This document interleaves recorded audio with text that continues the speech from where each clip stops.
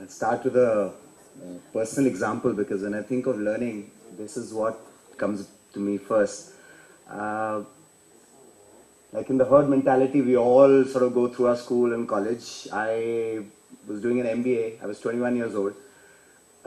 When I got inspired by a senior and by a professor to do my summer training in in an organization with some activists, and I landed up in this region in the foothills of the Shivalik to stay for a month, and there were people who were working on the issue of people's right to natural resources. Now, 21, Delhi boy who had just grown up here, I didn't know what natural resources we were really, everything we got from the market.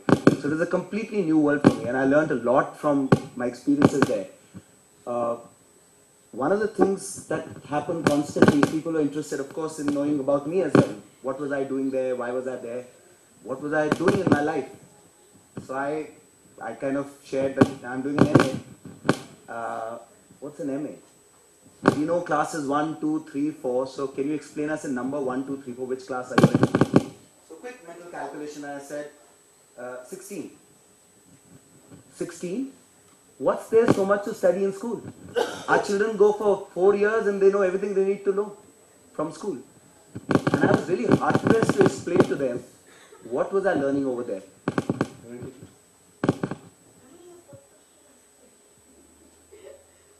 So it was not very easy for me to explain what I was learning. At the same time, I was finding there were so many things that were totally new for me because I had only learned from books. So people could see that. People could see that I didn't know the standing crop, whether it was wheat or paddy. I couldn't even tell from the seasons. I had to ask those questions. I didn't know how long does it take for a cow to give birth. None of those things.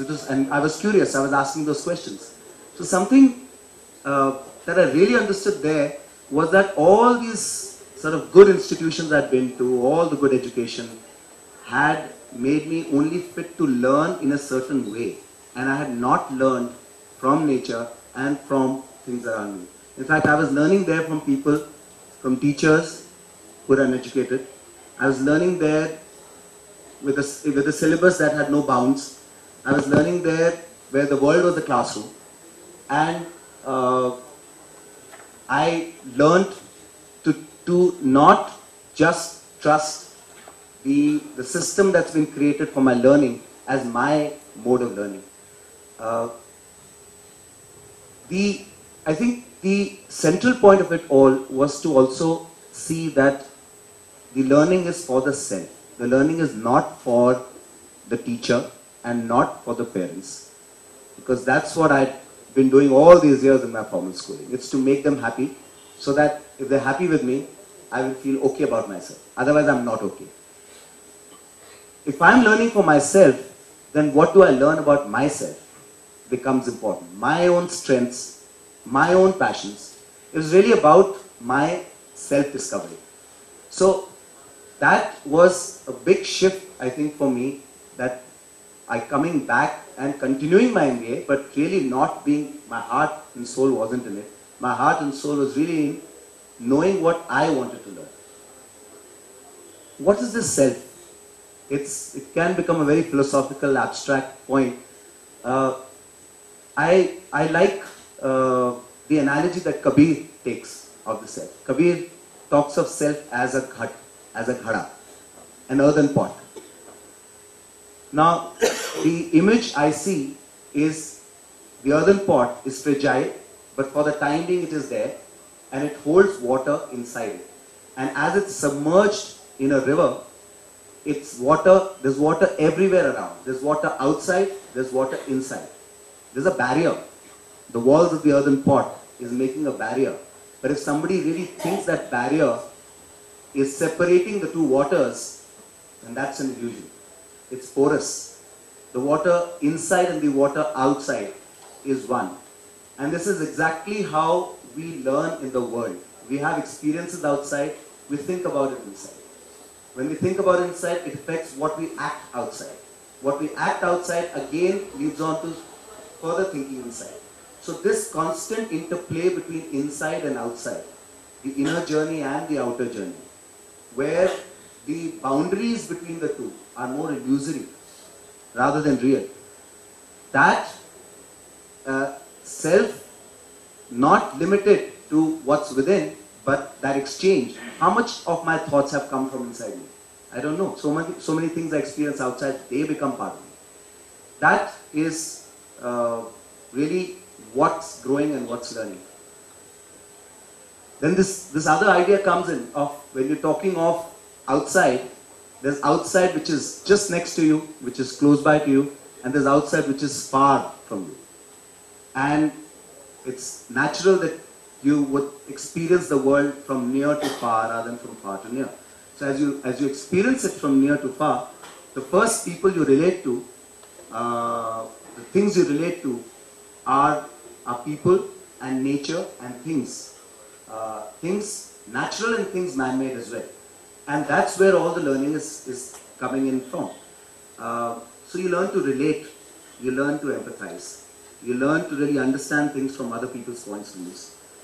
There's also conflict, because when two people meet, it's not two people but two worlds meeting. We create a whole world inside us. And when the two worlds meet, there are possibilities of conflict. How we resolve those conflicts for ourselves, how we see those conflicts as opportunities for learning more rather than just merely problems to be solved there and then.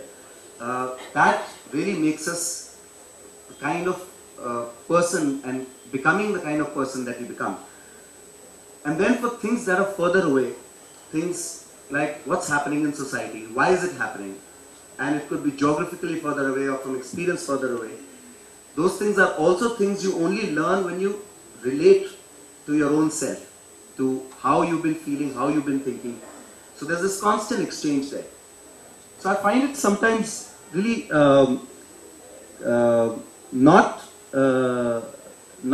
giving sufficient value when the kind of work some of us do and I do in Manzil, as by two words, we describe it as two words and put it on one side as life skills.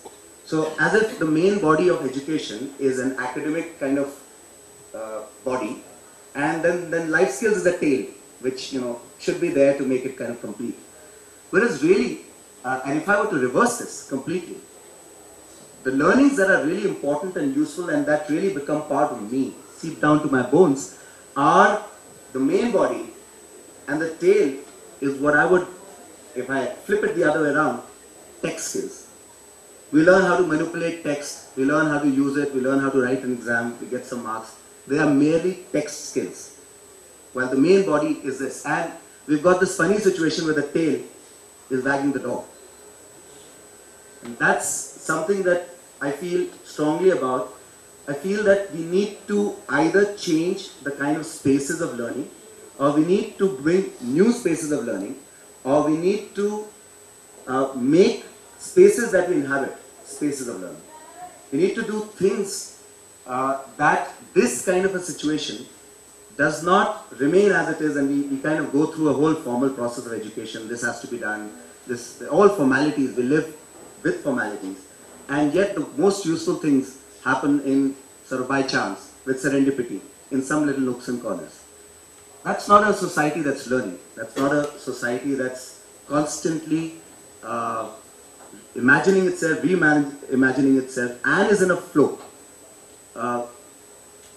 There's a wonderful line about space. When you talk about space for learning, actually not a line but a short poem. So I'd like to share that with you. It's from Tao Te Ching. I can't remember it, so I've just gotten it written down.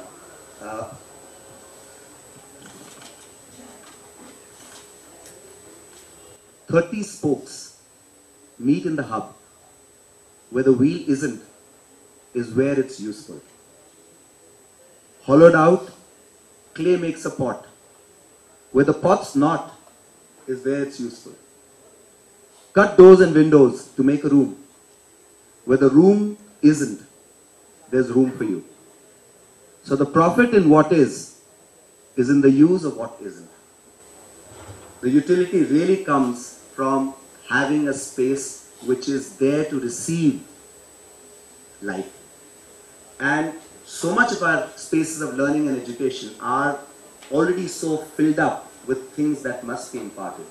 How can we think of space differently is, I feel, a challenge before us. And if this space is open, and there is, in this space, there are meetings where people are meeting with authenticity and are exchanging with honesty, then learning happens. Learning happens as a byproduct of naturalness, of natural exchanges, and in which we do not slot people into categories.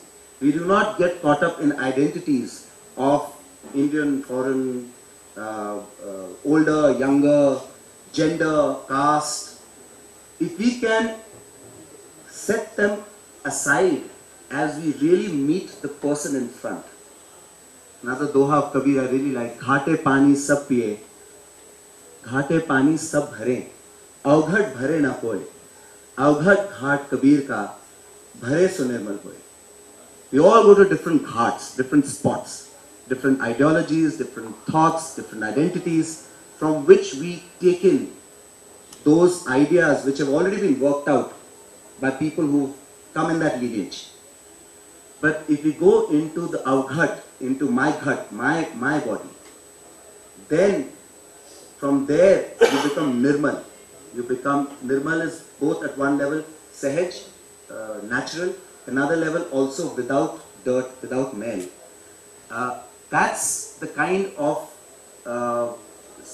invitation if that space can have for people, all kinds of people, all kinds of things coming in. I feel that learning will happen by itself. It does happen anyway in many cases, and our challenge is to nurture, create and nurture those spaces. Thank you very much.